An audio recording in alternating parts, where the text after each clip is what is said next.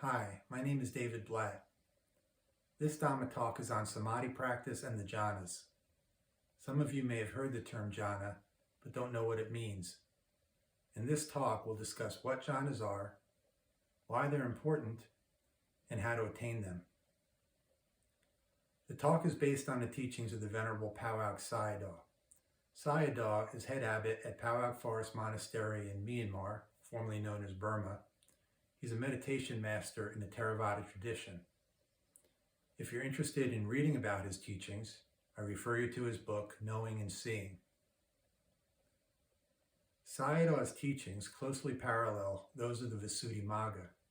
The Visuddhimagga, which translates as the path of purification, was written around the 5th century by a monk in Sri Lanka named Buddhaghosa. It's considered one of the foremost, if not the foremost, treatises on meditation in the Theravada tradition. It's a very challenging read, and if you're just starting off, I don't recommend it. But for advanced practitioners, I highly recommend it. In the Theravada tradition, the teachings were passed down in a language called Pali. There are certain terms where I prefer to use the Pali. Earlier, I mentioned Samadhi, which translates as concentration. Dhamma means Dharma. It has several meanings, but in this context it refers to the teachings of the Buddha.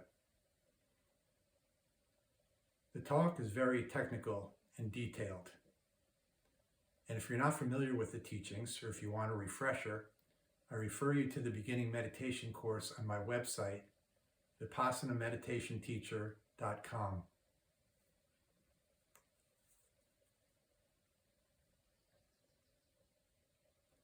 The Buddha taught for one reason: the end of suffering. You reach the end of suffering by attaining nibbana, or nirvana, or enlightenment. His teachings are encapsulated in what are called the Four Noble Truths. The first noble truth is the truth of suffering. The second noble truth is the truth of the cause of suffering. The third noble truth is the truth of the cessation of suffering. And the fourth noble truth is the path leading to the cessation of suffering. It's known as a Noble Eightfold Path. The teachings can also be explained by way of the threefold training: morality, concentration, and wisdom. Morality is the foundation for concentration and wisdom. Without a strong foundation in morality, your practice can only progress so far. For lay people, morality is found in the 5 precepts. The first precept is to abstain from killing. This includes all beings. The second precept is to abstain from taking what is not given or stealing. The third precept is to abstain from sexual misconduct. The fourth precept is to abstain from false speech.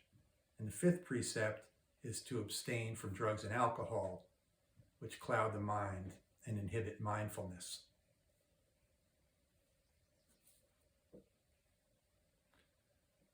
The threefold training can also be found in the Noble Eightfold Path.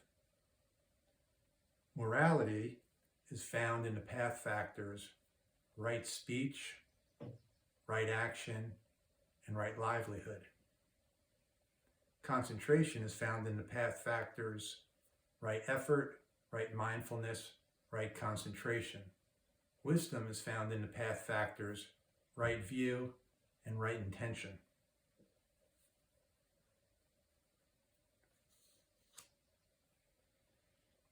Once you have a firm foundation in morality, you can then go on to develop concentration and wisdom.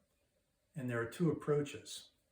The first approach is bare insight, where you develop concentration and wisdom at the same time. And the Visuddhimagga writes about this.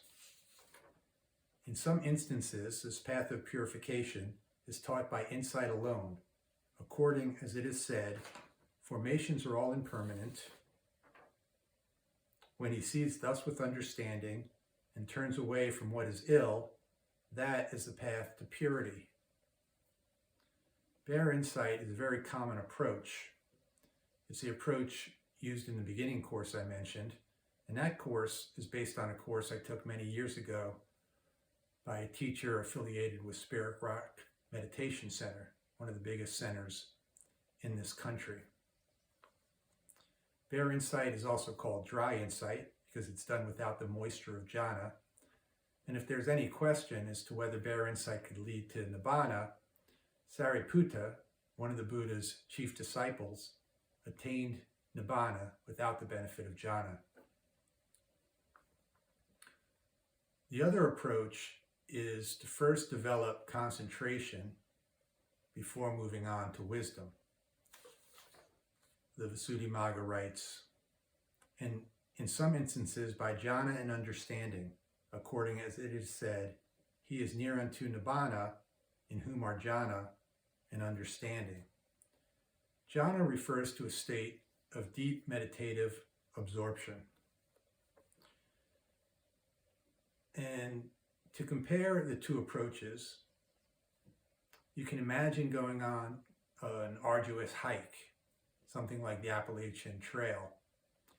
And one way to approach it is just start off. You're not that strong, so at the beginning you progress slowly and you develop strength as you go along. The second approach is before you head out, go to the gym and build up your strength.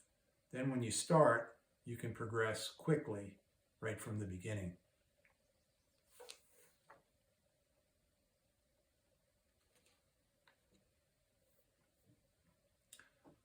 The Buddha frequently talks about the importance of jhana, and it's mentioned often in the suttas or sutras or discourses. It's also mentioned in the gradual training. In the gradual training, a person leaves the household, becomes a monk, and that person abides by the precept and the rules of discipline. The person is content with robes and alms food. He or she practices sense restraint, practices continuous mindfulness, abandons the hindrances, which we'll talk about in a minute. And then, and here I'll be reading from the Kandaraka Sutta.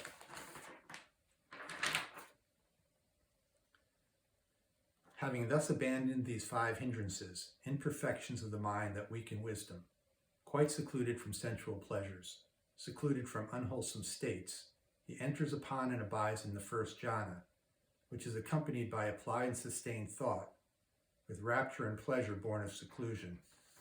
And we'll revisit this passage once we go over what some of the phrases mean.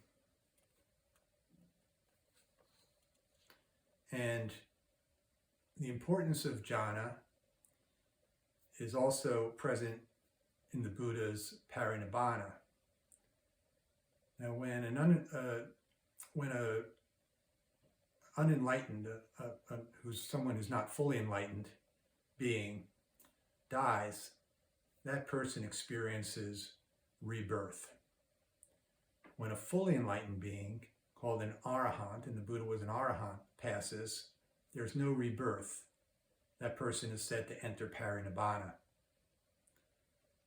At the Buddha's parinibbana, he entered the first jhana, went up to the 8th jhana, down to the first jhana, up to the 4th jhana, and then when he emerged from the 4th jhana, he entered parinibbana.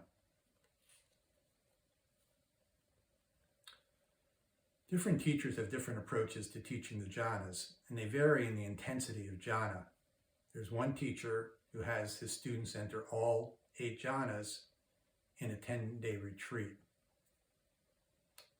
The jhanas that Paow Sayadaw teaches, which we're going to go into today, are the most intense, and they're very difficult to attain. Many people spend their entire lives practicing but never attaining jhana. To begin, you have to pick an object, and there are 40 objects, and I won't discuss them, but I will read them.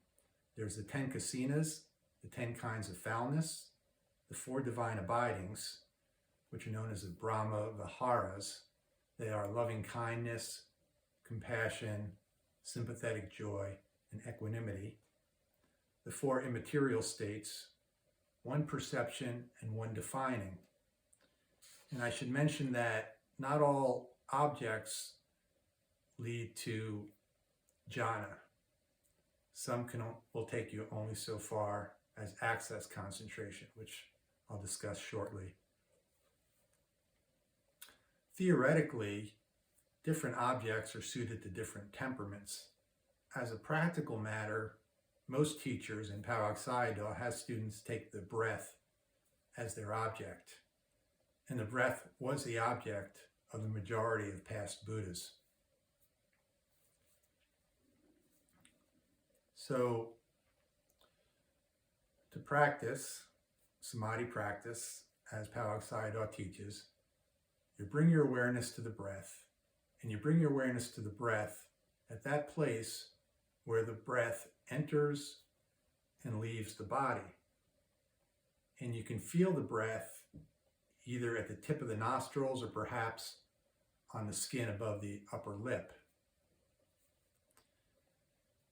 In Vipassana, when you bring your awareness to the breath, you bring your awareness to the characteristics of the breath, the individual characteristics such as cold or rough, or the general characteristics of impermanence, suffering, and not self.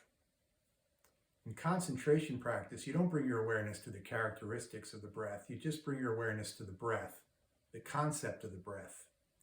You notice in-breath, out-breath, in-breath, out-breath. And there are different ways to bring your awareness to the breath. They're discussed in the Anapanasutta. So as you meditate, you keep your awareness, that place where the breath enters and leaves the body. You notice in-breath, out-breath, in-breath, out-breath. And eventually, over time, a light will appear. And at first, it will be very faint, and it might appear very quickly. That light is called the nimitta, or sign. It's a mental image of the object. In the case of the breath, the mental image is light. So at the beginning, it's very weak, and it's called the preparatory sign. The Pali is the parikama nimitta. Again, it's weak, it's sporadic. And at that point, you don't bring your awareness to the nimitta. You keep your awareness on the breath. And the nimitta becomes brighter and more stable. And eventually it's called the learning or taken up sign, or ugaha nimitta. And again, you keep your awareness on the breath, not on the nimitta. And the nimitta becomes stronger and stronger and more stable. Eventually it becomes what's called the counterpart sign, or patibhaga nimitta. At some point when the light is strong enough and stable enough, you no longer distinguish between the breath and the light. When that happens, you bring your awareness to the nimitta. Keep your awareness on the nimitta.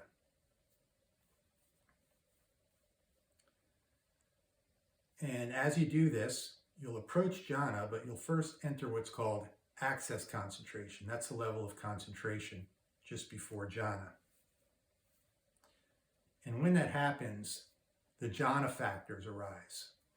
And to explain the jhana factors, I'll have to go into some Buddhist ontology and the cognitive process.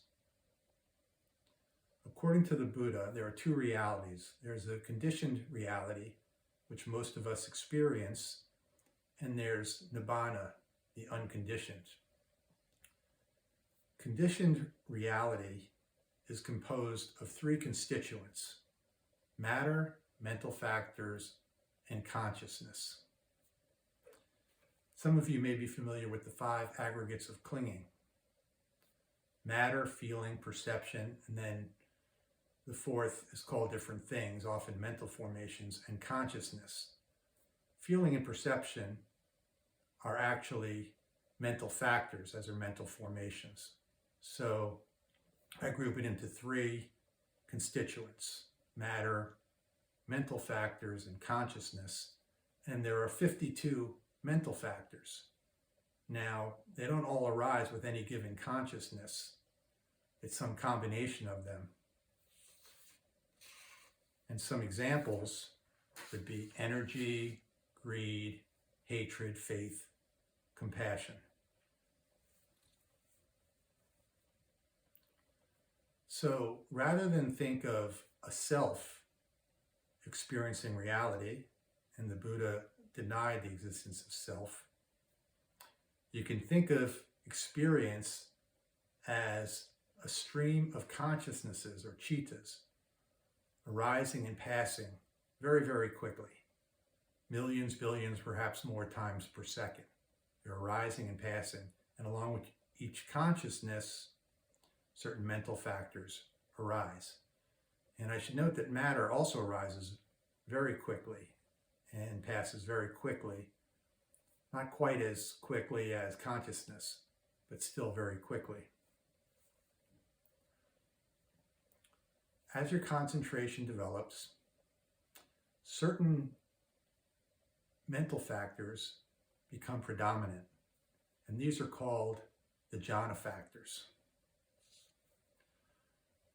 The first jhana factor is initial application, or vitakka, and it's bringing your awareness onto the object.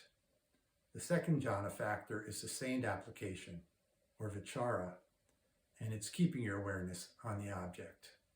And here there's a simile. You can imagine a bird spreading its wings, about to fly. That's initial application. Then you can imagine the bird planing with wings extended. That's sustained application. The third jhana factor is joy, and the Pali is piti. It's translated in different ways. The fourth jhana factor is bliss. The Pali is sukha. Again, different translations. And here you can imagine, to understand the difference, you can imagine you're in a desert and you're walking, and you're very hot and thirsty. And in the distance, you see an oasis with a pool in it. When you see that pool, joy arises. Then when you immerse yourself in the water, there's the feeling of bliss. The fifth jhana factor is ekaggata, one-pointedness.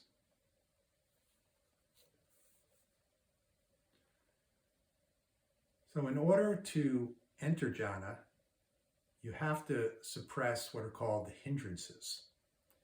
And there are 5 hindrances. Hindrances are mental states that impede progress along the path, and in fact impede progress in life in general. The first hindrance is greed or desire. The second hindrance is aversion or ill will. The third hindrance is sloth and torpor, which is bodily and mental fatigue. The fourth hindrance is restlessness and worry. And the fifth hindrance is doubt.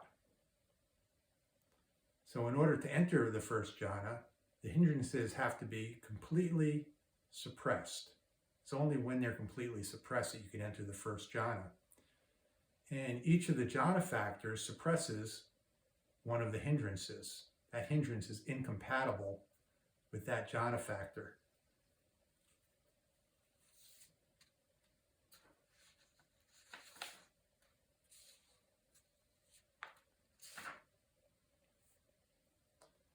So desire is suppressed by one-pointedness. Aversion or ill will is suppressed by joy. Sloth and torpor are suppressed by initial application. Restlessness and worry are suppressed by bliss.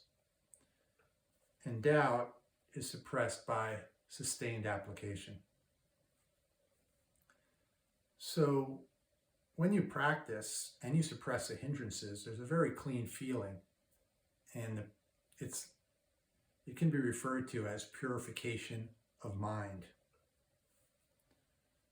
So finally, when the jhana factors are sufficiently strong and the hindrances are suppressed, you can enter the first jhana.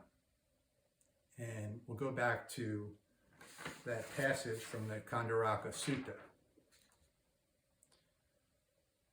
Having thus abandoned these 5 hindrances, imperfections of the mind that weaken wisdom, we just spoke about that, quite secluded from sensual pleasures, secluded from unwholesome states.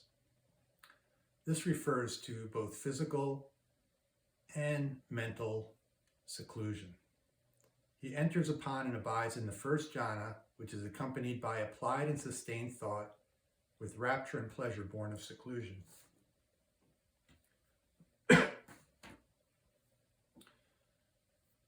When you enter the first jhana, you then have to master it. And there are 5 masteries.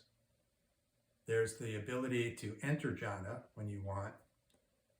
There's the ability to determine a certain amount of time that you'll be in jhana.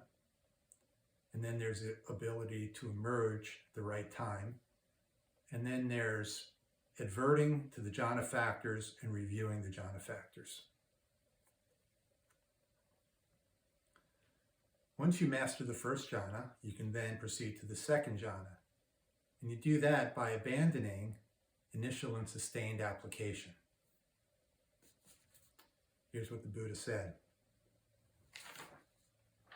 Again, with the stilling of applied and sustained thought, he enters upon and abides in the second jhana, which has self-confidence and singleness of mind, without applied and sustained thought, with rapture and pleasure born of concentration.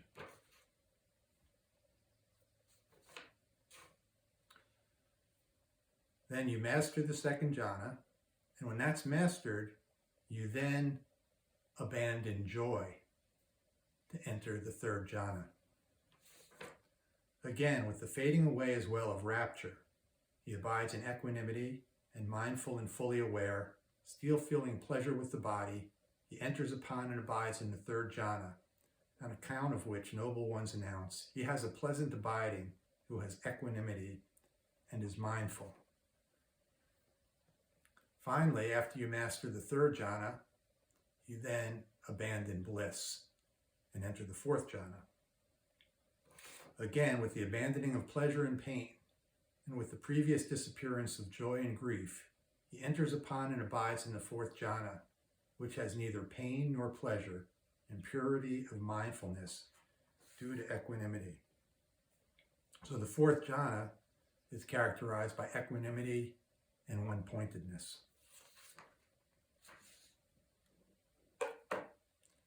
At this point, you can either go on to vipassana, or you can develop what are called the immaterial jhanas, sometimes the 5th to 8th jhana. The first 4 jhanas have material objects as their object. The immaterial jhanas have immaterial objects as their object. And I'll go ahead and read them. They have interesting names, but I won't go into them anymore. There's the base of boundless or infinite space, the base of boundless consciousness, the base of nothingness, the base of neither perception nor non-perception. A few more things can be said about the jhanas. They're considered a pleasant abiding here and now, and the Buddha would often abide in jhana. It's important to keep in mind, though, that that's not the goal or purpose of jhana, to attain pleasant states. The purpose is to develop concentration so that you can then develop wisdom. Jhanas can also play a role in rebirth. Now, according to the laws of kama means karma, and if you're interested in a very detailed talk on kama, I refer you to my website, and there's a Dhamma talk called The Workings of Kama. According to the laws of kama, at the moment of your death, at the death consciousness, a past kama arises and inserts itself. And it's a very important kama. It determines where there's rebirth along with other factors. And there are several kamas that are considered weighty. They're so strong that at that death consciousness, they're guaranteed to insert themselves. And the development of jhana is considered a weighty kama. And you don't have to be in jhana at the moment of your death, but you will have had to maintain jhana up to that point. If that's the case, your rebirth will correspond to the level of your attainment.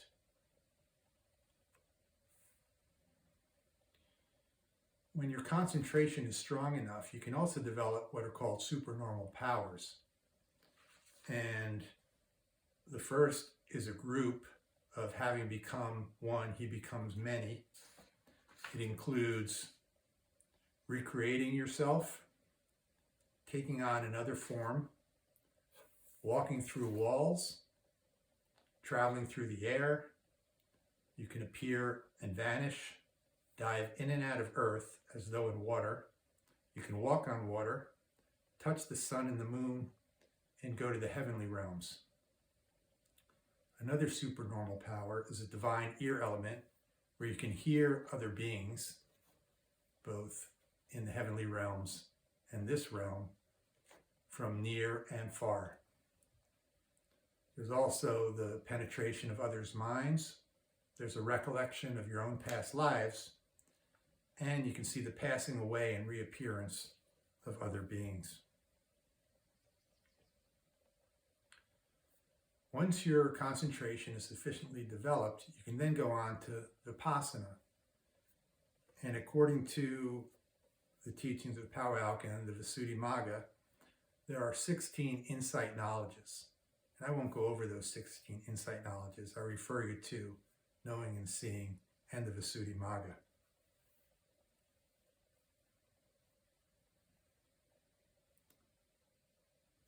Attaining jhana is very challenging. It's unlikely you could do it with just a daily practice. You'll likely have to go into intensive practice. But the rewards of this practice are great. This ends the talk. Thank you for listening.